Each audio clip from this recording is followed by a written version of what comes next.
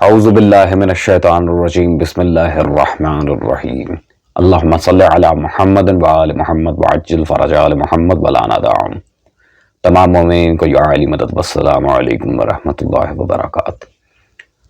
سامعین محتشم، ویڈیو کا ٹائٹل جیسا کہ آپ لوگ دیکھ چکے ہیں، ایک بہت ہی عجیب سی موضوع پہ آج ہم آپ کے سامنے ویڈیو لے کر آئے ہیں، کیونکہ اس سے پہلے ہم ایک ناسبی مولوی راشد بریلوی کو ارطغرل غازی کی حقیقت پر تفصیلاً جواب دے چکے ہیں، لیکن اس جواب میں جو کمی بیشی رہ گئی تھی اسے انشاءاللہ تبارک و تعالی ہم آج پورا کریں گے آپ کے سامنے۔ یہ ویڈیو بیسیکلی اس میں جو تھمب نیل میں بات کی گئی ہے وہ اشارتاً ہے۔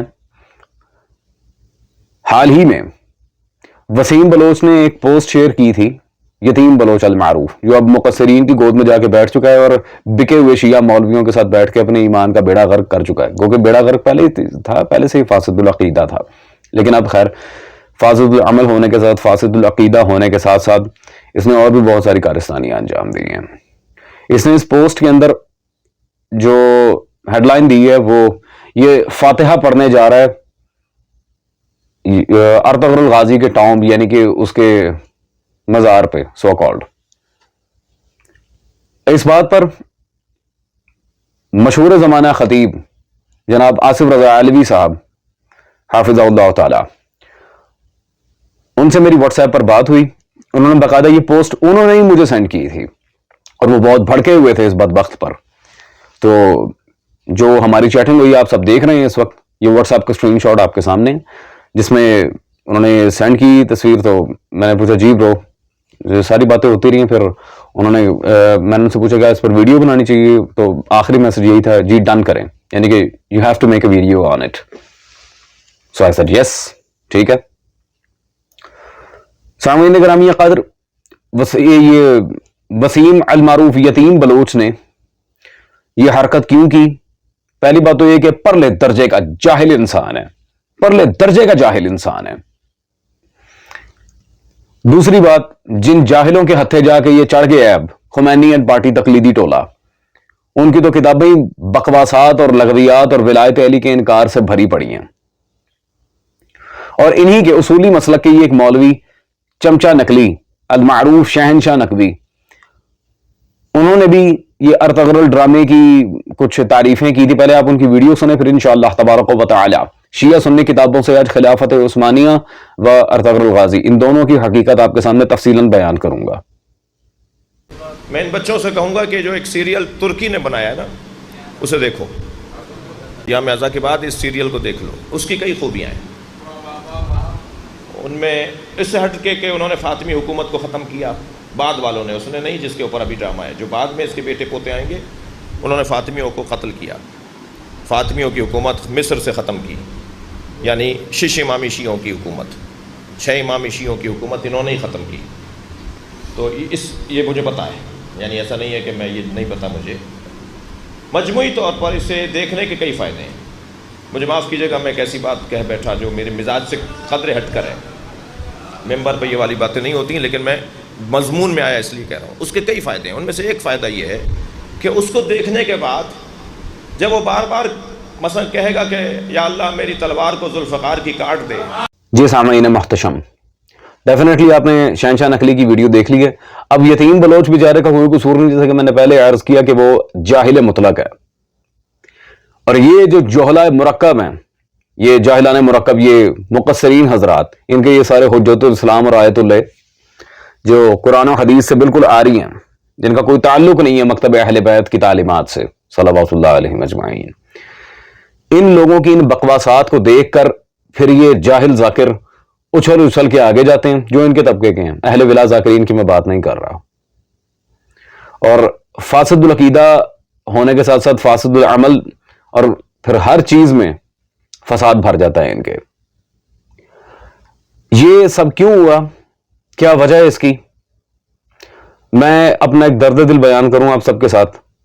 آپ کبھی شاپنگ مالز میں جائیں، جا کر وہاں دیکھیں، شاپنگ مالز کے باہر روڑیوں کے دام پہ کتابیں بکھری پڑی ہوتی ہیں اور بک رہی ہوتی ہیں, اور شیشے کی شو کیسز میں باقاعدہ جوتے لگے ہوتے ہیں. کتاب کی قیمت 300 روپے, 500 روپے, اور جوتے کی قیمت 5-5, 6-6, 10-10, 12-12 ہزار روپے. جن اقوام میں جوتوں کو نعوذ باللہ کتب سے زیادہ اہمیت دی جائے, ان کی پھر تاریخ اسلام اسی طرح مسمار ہوگی. ان کی اسلام کی تاریخ ان تک صحیح پہنچے گی ہی نہیں کہ اصلاً جن لوگوں کو وہ اپنا ہیرو بنائے پھر رہے ہیں وہ کیا تھے. خیر اس چیز کو چھوڑیں, میں فقیر کیا درد دل بیان کروں. ہمارے دل سے تو ابھی تک سلطان کربلا کا غم نہیں نکلا, تو باقی معاملات تو کجا. اس قوم کی جہالت, اللہ اکبر, اللہ حفظ و امان میں رکھے. سامعین گرامی قدر, ہم چلتے ہیں دلائل کی طرف ارطغرل الغازی کے لحاظ سے, لیکن سب سے پہلے مولوی چمچا نقلی صاحب, میں کروڑ دفعہ ایک بات آپ کے سامنے واضح کر چکا ہوں کہ خدارہ کتابوں کا مطالعہ کرنے کی طرف قوم کو لگائیں, قوم کے جوانوں سے مطالعہ کی درخواست کریں. میں آپ کو کہتا ہوں ارطغرل الغازی کا ڈرامہ دیکھیں, یہ ہے وہ ہے, اور بھائی ڈرامہ دیکھنے سے کیا ہوگا؟ سلطنت عثمانیہ کی تاریخ پر جو کتابیں لکھی گئی ہیں آپ ان کا مطالعہ کریں. آپ کا پورا خمینی اینڈ پارٹی تقلیدی ٹولہ ہے ہی جاہل, بد مذہب و بد عقیدہ, کیونکہ جن لوگوں کو ولایت علی صلوات اللہ علیہ ہضم نہیں ہوتے بالآخر ان کی پھر اسی طرح مت بجتی ہے عقل کی. خیر, اور سب سے بڑی جو بونگی ارطغرل الغازی اور سلطنت عثمانیہ نے جو فاطمین مصر کے خلاف کام کیا, وہ شاہ امامی تھے, وہ اسماعیلی تھے, بالکل وہ اسماعیلی تھے, لیکن بعد میں ان کے اندر جب انقلاب برپا ہوا وہ سب اثنا عشری ہو گئے تھے. ڈاکٹر زاہد علی حیدرآباد دکن ہندوستان کے عالم, ان کی یہ کتاب تاریخ مصر فاطمین مصر, اس سے پہلی جہالت مولوی چمچا نقلی کی ہم آپ کے سامنے رکھتے ہیں. صفحہ 312 پہ انہوں نے پورا باب لکھا ہے, یہاں پر اس پر پوری بحث کی. احمد کی وزارت کا نتیجہ اور اس کا قتل 15 محرم, دولت فاطمیہ میں ایک عجیب انقلاب, مذہب اسماعیلی کی تبدیلی مذہب اثنا عشری سے. پورا چیپٹر باندھا ہے انہوں نے یہاں پہ کہ فاطمین مصر بعد میں اثنا عشری ہو گئے تھے. شاہ امامی ہیں, بس ارطغرل الغازی کو بچانے کے لیے کوئی نہ کوئی بونگی مار رہے ہیں اندر, کسی طرح جان چھوٹ جائے. ہاں جاہل انسان. عزیزان, دوسری بات یہ ان کے آیت اللہ موسیٰ صدر, جسے امام بھی کہتے ہیں, اس کی سیرت پر میرے پاس کتاب موجود ہے, عبد الصالح. مولوی شہنشاہ صاحب میں اس لیے کہتا ہوں کبھی آپ لوگ اپنی کتابیں پڑھ لیں, اصولی مجتہدین کی سیرت اور ان کی کتب فتاوی وغیرہ جو بھی بوگس حرکتیں انہوں نے کی ہیں کتاب کے نام پہ. خیر, اس میں صفحہ نمبر 5 پہ بالکل واضح عبارت موجود ہے. لبنان کے شیعوں کا شمار اپنے ماضی کے سبب لبنان کی پسماندہ ترین اقوام میں ہوتا تھا.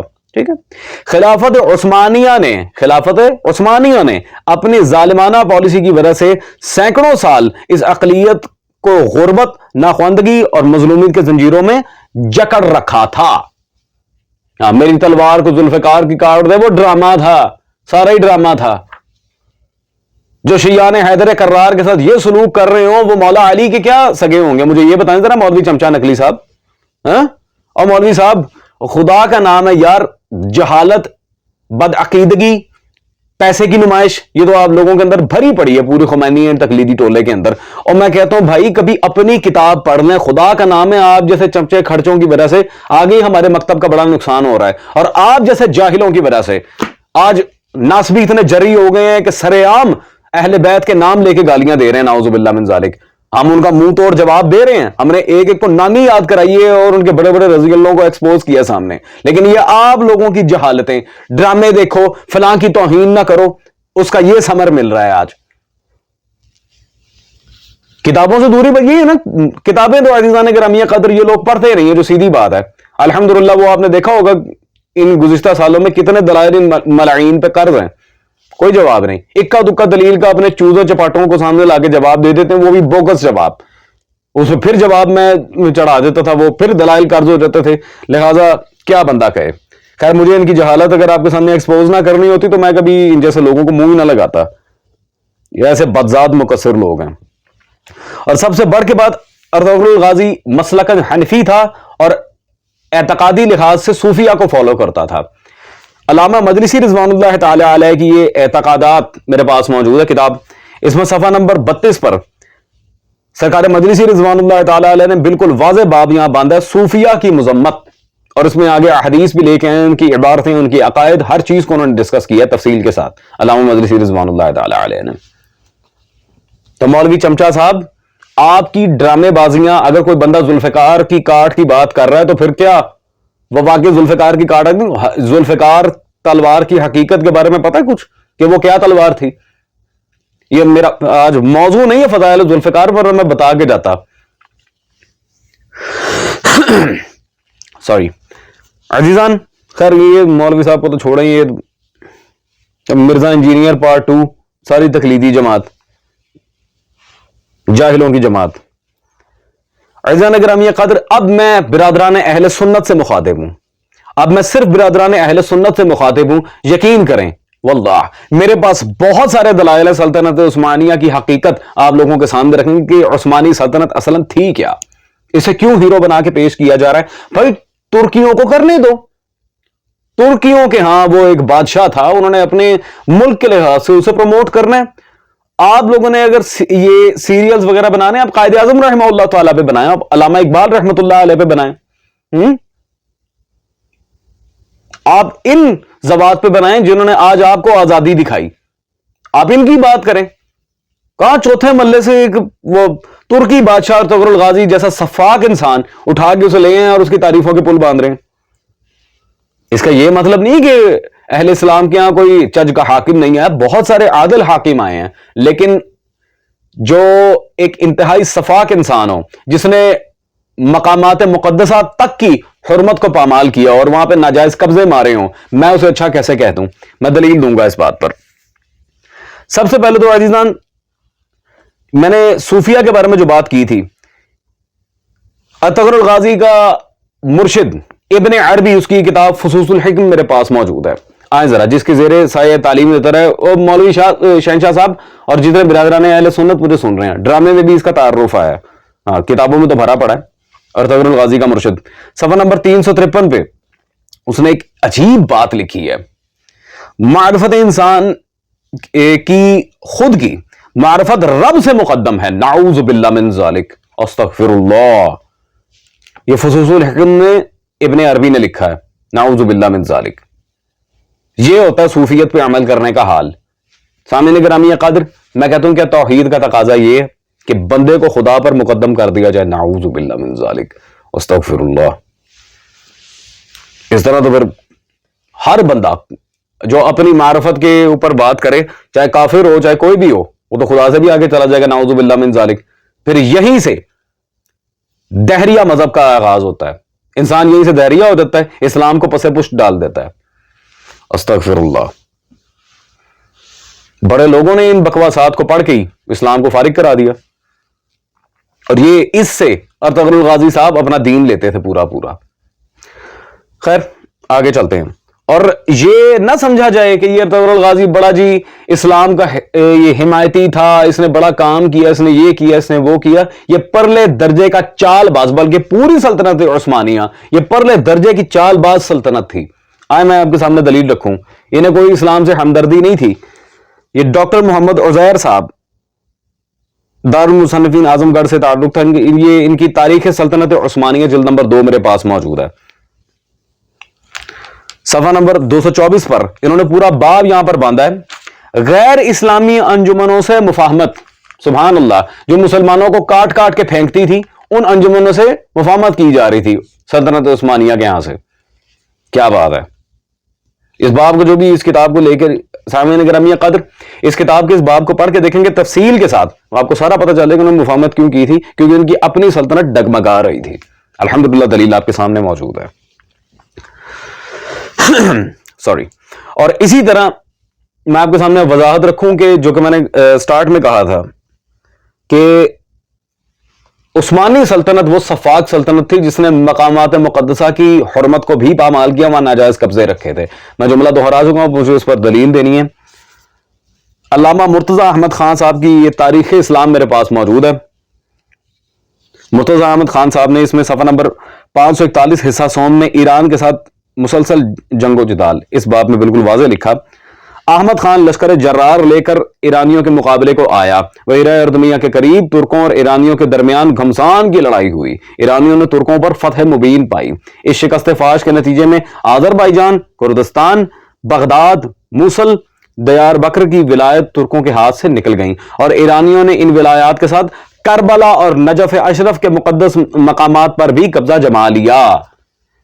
کربلا اور نجف جیسی مقدس مقامات جہاں پہ پہلے وضاحت کر چکا ہوں، یہ شیعوں کو قتل کر کر کے پھینک رہے تھے، وہ بھی ان کے قبضے میں تھے، اور اسے ایرانی بادشاہ نے پھر جا کے چھڑوایا تھا۔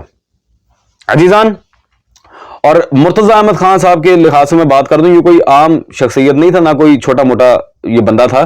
یہ میرے خیال میں عبدالحکیم شرف قادری کی کتاب موجود ہے، تذکرہ اکابر اہل سنت، صفحہ نمبر 516 پہ بالکل واضح آپ دیکھ سکتے ہیں۔ مرتضی احمد خان کا اکابر علماء اہل سنت میں نام شامل ہے، اہل سنت کے اکابرین میں اس شخص کا نام شامل ہے، جس نے کربلا کے اور نجف کے دیگر جو ریاستیں تھیں ان کے ساری تسلط کے بارے میں یہاں پر بات کی اپنی کتاب میں۔ سامعین گرامی قدر، یہ تو چلے ہو گئی کربلا کے معاملات، نجف کے معاملات، شیعان علی کے معاملات۔ اب دو ایسی باتیں میں آپ کے سامنے حیران کن رکھنے جا رہا ہوں، انسان سن کے حیران رہ جاتا ہے۔ یہ ارطغرل غازی اس قدر سفاک انسان تھا، نہ صرف شیعان حیدر کرار، چونکہ اب میرا خطاب اہل سنت بھائیوں سے ہے، اور وہ بھی بے شک محبان اہل بیت ہیں صلوات اللہ علیہ مجمعین، ناسبی لعینوں کی میں بات نہیں کر رہا، برادران اہل سنت جو منسک مزاج اہل سنت ہیں، ان کے لیے میں اب ایک بات واضح کروں کہ عرب کے مسلمان بھی وابی نہیں، وہ نجدی مولوی نہیں، عرب کے جو دوسرے مسلمان تھے وہ بھی سلطنت عثمانیہ کو بالکل پسند نہیں کرتے تھے۔ دلیل خود ایک حنفی عالم دین مولانا وحید الدین خان صاحب کی کتاب سے دوں گا، یہ ان کی کتاب اسباق تاریخ میرے پاس موجود ہے۔ وحید الدین خان صاحب نے اس میں صفحہ نمبر 363 پہ بالکل واضح یہاں پر عبارت لکھی، پہلی جنگ عظیم کے زمانے میں جب عرب دنیا ترکی کی عثمانی خلافت کے جوئے سے رہائی کو اپنے لیے عظیم نجات تصور کیے ہوئے تھی، جوئے سے، ان کی حکومت و ریاست کوئی اسلامی ریاست نہیں تھی، جوا، اللہ اکبر، جو ویسے ہی اسلام میں حرام ہے۔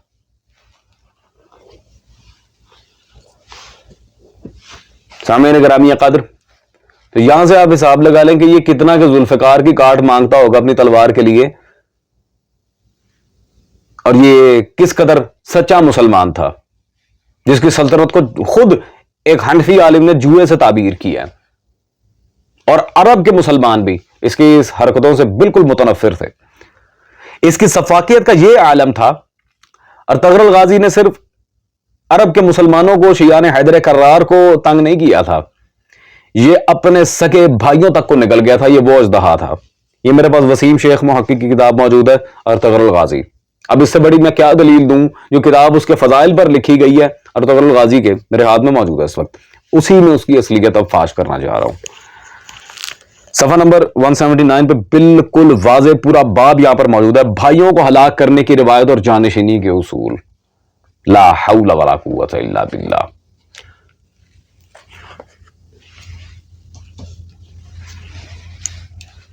سامعین محتشم، شیعہ سنی بھائی، خدا را میں سید زیادہ ہو کے دست بستہ آپ سے گزارش کروں گا، خدا را ہاتھ جوڑ کے گزارش کر رہا ہوں، کتابوں کا مطالعہ کریں، خدا را یہ موویز اور ڈراموں سے باہر نکلیں، خدا را کتابوں کا مطالعہ کریں، میں دست بستہ گزارش کر رہا ہوں آپ لوگوں سے۔ اس طرح کے یہ مولوی چمچا اور دوسرے وہ مفتی راشد وغیرہ، یہ یتیم بلوچ، ایسے لوگوں کے پیچھے اگر آپ لگے، لٹرلی آپ لوگوں کا بیڑا غرق ہے جی۔ ان کی اوقات کئی دفعہ کھول کے ہم آپ کے سامنے رکھ چکے ہیں۔ خدا را کتابوں کا مطالعہ کریں، تاریخ کا مطالعہ کریں۔ That's all۔ انشاءاللہ تبارک و تعالی جو تھوڑی سی بھی عقل سلیم رکھتا ہے وہ یہ سمجھ جائے گا کہ کتنا بڑا بلف کیا گیا ہے اس کے ساتھ۔ اللہ آپ سب کو اپنے حفظ و امان میں رکھے۔